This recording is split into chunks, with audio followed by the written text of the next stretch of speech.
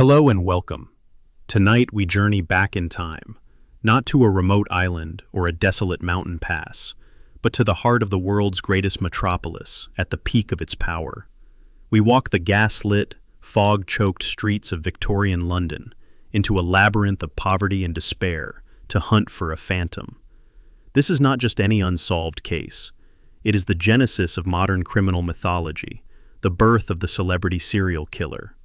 This is the ultimate deep dive into the case that has haunted us for over a century. This is the story of Jack the Ripper, the unsolved case that created a monster. To understand the monster, you must first understand the world that created him. London, in the late summer of 1888, was the capital of the world, the heart of the vast British Empire. It was a city of unimaginable wealth, technological marvels, and imperial grandeur. But this was a city of two faces.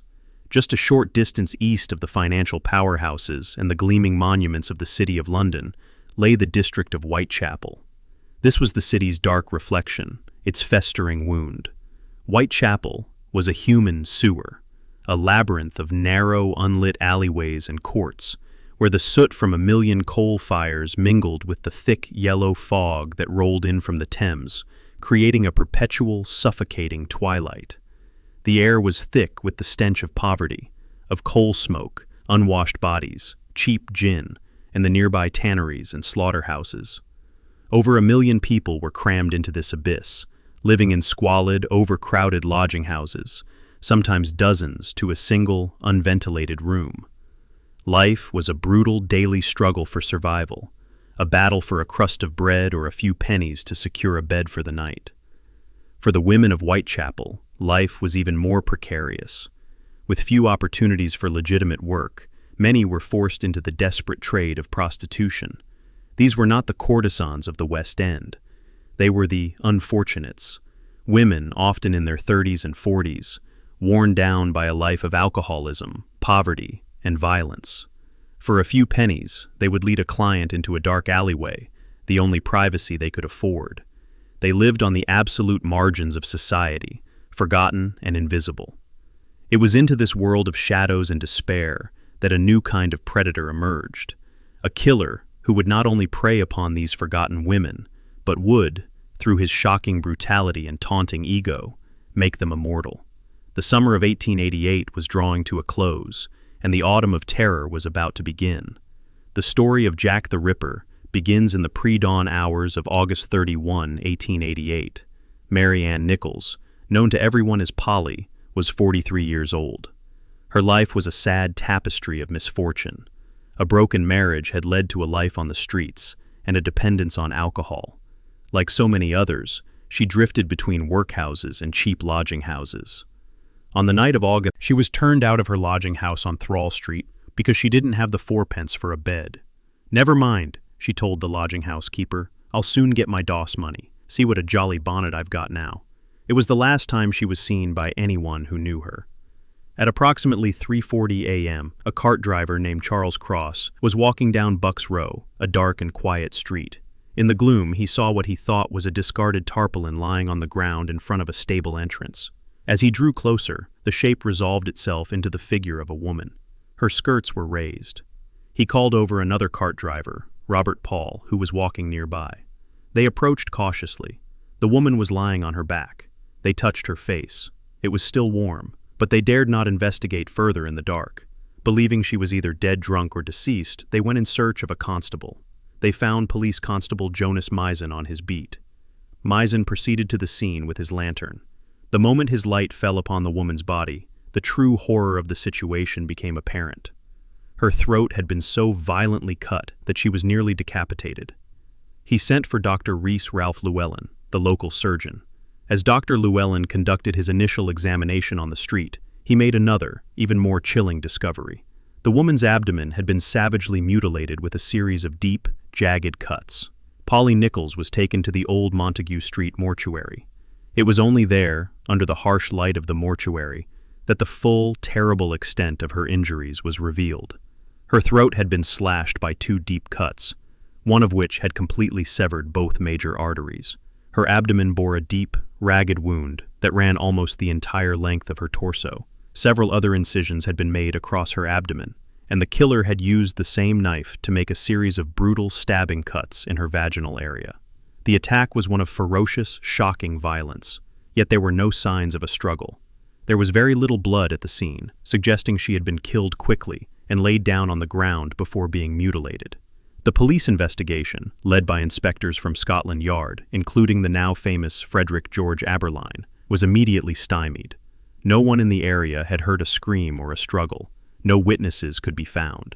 The killer had managed to commit this horrific act in a public street and then melt back into the labyrinth of Whitechapel without a trace. The inquest into Polly's death concluded that she had been murdered by some person or persons unknown. The press reported on the gruesome crime, but at this point it was seen as another tragic, if unusually brutal, example of the violence that plagued the East End. No one yet knew that this was not an isolated event. It was the opening act. The Ripper had made his first cut, and he was just getting started. Just 8 days later, the killer struck again, this time with even greater ferocity and a new terrifying level of anatomical precision. The victim was Annie Chapman, a 47-year-old widow who, like Polly Nichols, had fallen on hard times. Known as Dark Annie, she was a woman battling alcoholism and poverty, surviving by selling crochet work, flowers, and herself. On the night of September 7th, she, too, was short of the money for her bed at a lodging house at 35 Dorset Street, one of the most infamous and dangerous streets in London. In the early hours of September 8th, she was seen talking to a man near 29 Hanbury Street. A witness, Elizabeth Long, would later testify that she overheard the man ask Annie, "Will you?" To which Annie replied, "Yes." The witness described the man as having a shabby genteel appearance, wearing a dark coat and a deerstalker hat. This fleeting glimpse is one of the few potential eyewitness descriptions of the killer. At approximately 6 a.m., a resident of 29 Hanbury Street, a man named John Davis, went into the backyard of the lodging house. What he found there would become one of the defining images of the Ripper case. Lying on the ground between the steps and the fence was the body of Annie Chapman. Her throat was cut so savagely that her head was barely attached to her body. But the mutilations to her torso were what truly horrified the investigators who arrived on the scene. Her abdomen had been cut wide open. Her intestines had been lifted out of her body and placed on her right shoulder. A portion of her flesh had been placed on her left shoulder. Most chillingly, 2 significant organs had been expertly removed from her body with what appeared to be surgical skill. Her uterus, fallopian tubes, and a portion of her bladder and vagina had been carved out and taken by the killer. He had also taken 2 of her rings and some coins from her pocket, which were arranged neatly at her feet, a bizarre, ritualistic touch.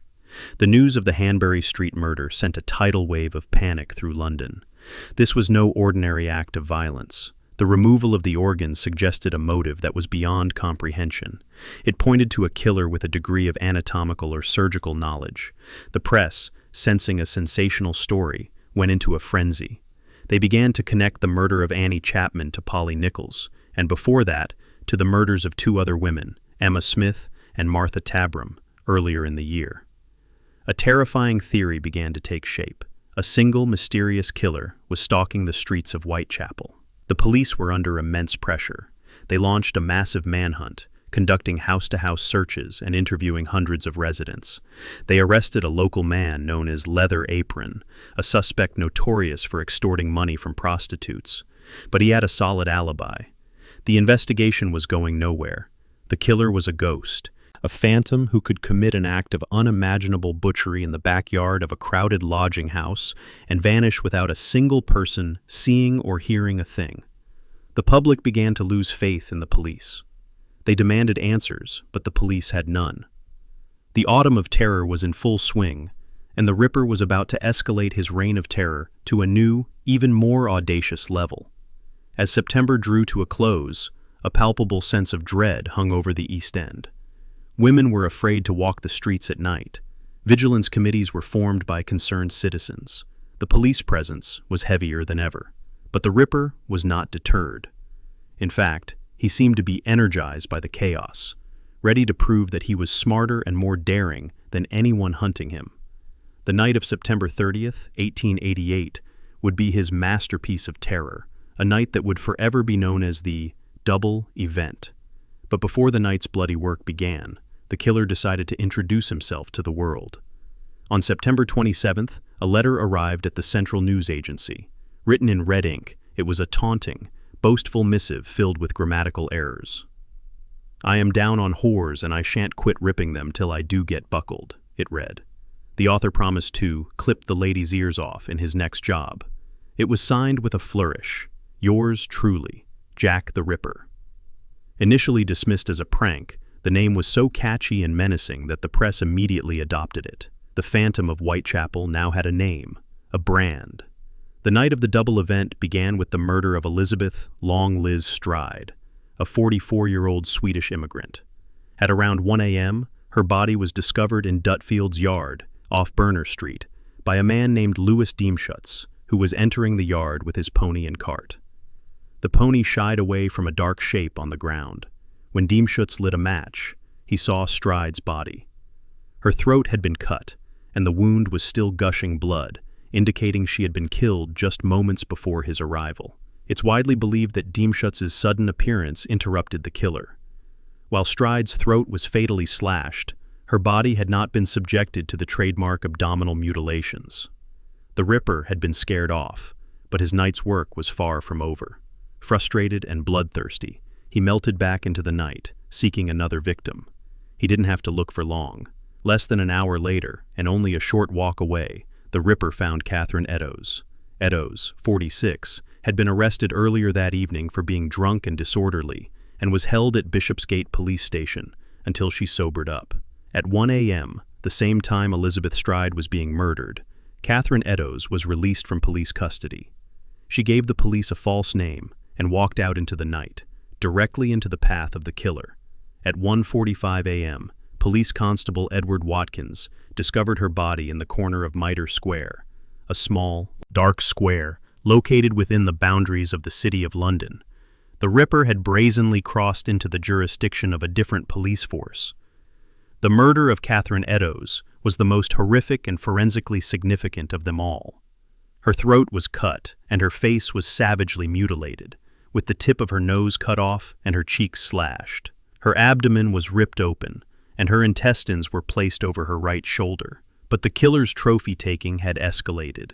This time, he had removed not only her uterus, but also her left kidney. The precision of the removal again pointed to someone with anatomical skill. The Ripper's audacity that night knew no bounds.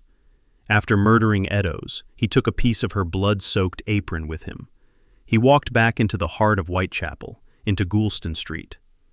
There, in the doorway of a tenement building, he dropped the piece of bloody cloth.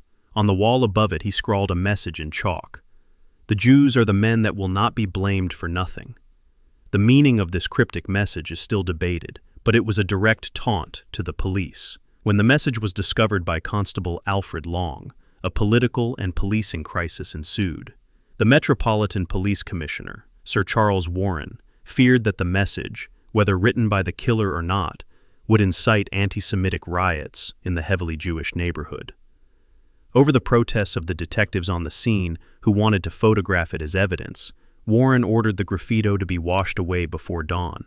This controversial decision may have destroyed a crucial clue, but it likely prevented further violence in an already terrified city. The double event pushed London to the breaking point. A single killer had managed to murder 2 women in 2 different police jurisdictions in under an hour, in a city teeming with police patrols and vigilant citizens.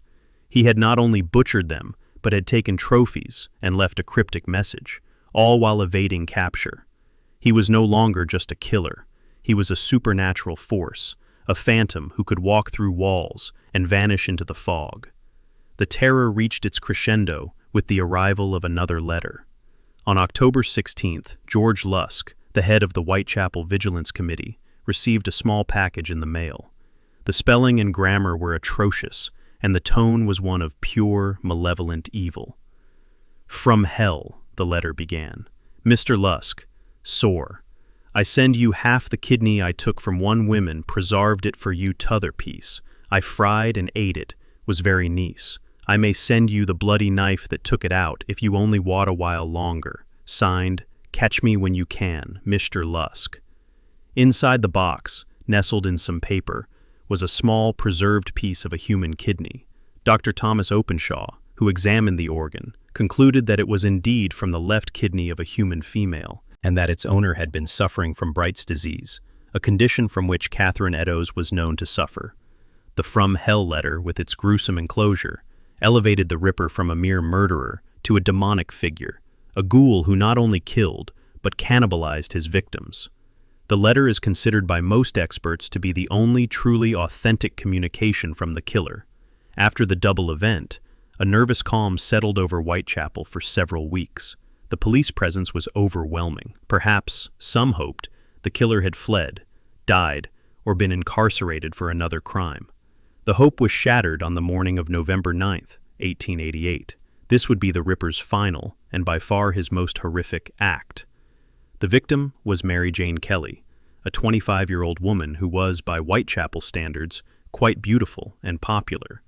Unlike the other victims, she was younger, and she had a room of her own at 13 Miller's Court, a squalid, single-room dwelling off Dorset Street. This privacy would allow the killer to unleash the full, uninhibited force of his rage. On the morning of November 9th, her landlord sent his assistant, a man named Thomas Bowyer, to collect her overdue rent. When he received no answer, he peered through a broken window pane. The scene inside was so horrific that it defied description. Bowyer ran for the police. What they found inside that small, 12-foot square room was not a murder scene, it was a charnel house. Mary Jane Kelly's body had been subjected to a frenzy of post-mortem mutilation that lasted for hours. She was completely unrecognizable as a human being. Her face had been hacked away, her throat cut down to the spine. Her body was dismembered, her organs removed and placed around the room. Her heart was missing. Her flesh had been stripped from her bones and draped over the furniture and a picture frame. The killer had performed his ghastly work by the light of a fire he had built in the grate, using the victim's own clothes for fuel. It was an act of such utter depravity that it left even the most hardened police officers and doctors shaken to their core. It was the work of a man who was no longer just killing for a trophy. He was expressing an unimaginable level of hatred and rage. The murder of Mary Jane Kelly was the Ripper's terrible crescendo, his grand finale. And then, as mysteriously as he had appeared, he vanished. The killings stopped. The autumn of terror was over, but the age of mystery had just begun. The hunt for Jack the Ripper was the largest and most complex police investigation of its time. Led by Inspector Frederick Aberline of Scotland Yard, the police were faced with an unprecedented challenge. They were operating in an era before modern forensic science. Fingerprinting was not yet a reliable tool.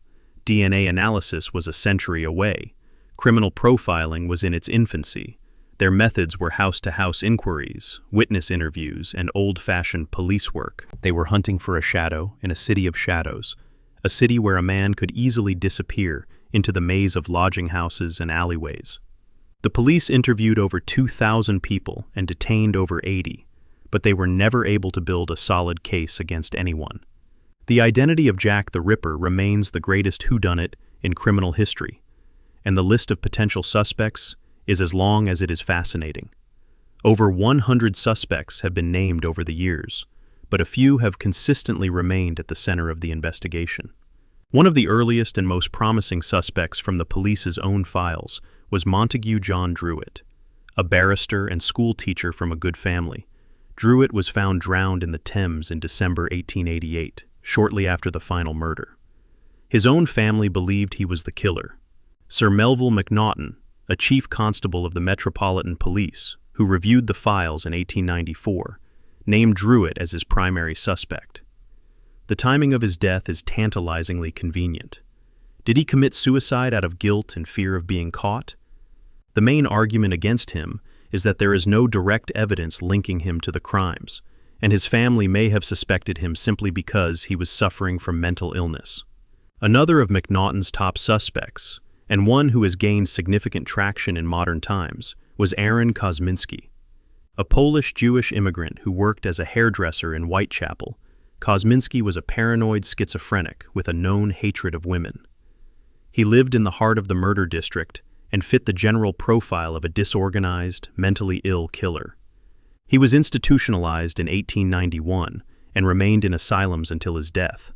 In recent years, a shawl, said to have been found near the body of Catherine Eddowes, was subjected to DNA analysis. The author Russell Edwards, who owned the shawl, claimed that the DNA matched both a descendant of Eddowes and a descendant of Kosminski's sister, seemingly proving his guilt. However, the forensic science behind this claim has been heavily criticized by the scientific community for its methodology, and the shawl's provenance is highly questionable. Kosminski remains a compelling suspect, but the DNA evidence is far from the smoking gun it was claimed to be. A third police suspect was a man named Siwirin Klasowski, who went by the alias George Chapman. Like Kosminski, he was a Polish immigrant who lived and worked in Whitechapel during the murders. Inspector Aberline himself reportedly favored Chapman as the Ripper after he was arrested. Chapman was a convicted serial killer, but his method was poison, not the knife. He had poisoned 3 of his wives. While he certainly had the capacity for evil, his method of killing was so different from the Ripper's frenzied, mutilating attacks that many experts doubt he was the same man. Beyond the police's primary suspects, the theories have spiraled into the realms of the fantastic. Shasht at Meta was hearings to Meta discovered when the one needs, which at these steptions on expact with academications, and even for more distinction to the 2 dead main with worship. If you innistracing them, they were severiad gates to sexons. They were totally sextonous message. The meeting taxon prominently seeking a ran challenge with blue and parasizens with affection of tanier brine passivariers steers within this friend, but the listic friends that technical sick paint the grims inferied. The one damned beings with affection, and always extents they bring to be a passing past, becoming tractor. Why in the Friday yet, but in Nabal were prove, a pass close the Ripper, becoming a perpeation, and flagged, and this man worm, the language peoples, and the seas of creating of higher into women's. The Ripper was a possible, because of abisitus cruins, an angering, with ages and a seed, was hue of sown, was a counter, was hearing the anyfax by dark standward, was he remains it was more, and this face sin, some ghosts, deal rip, and deal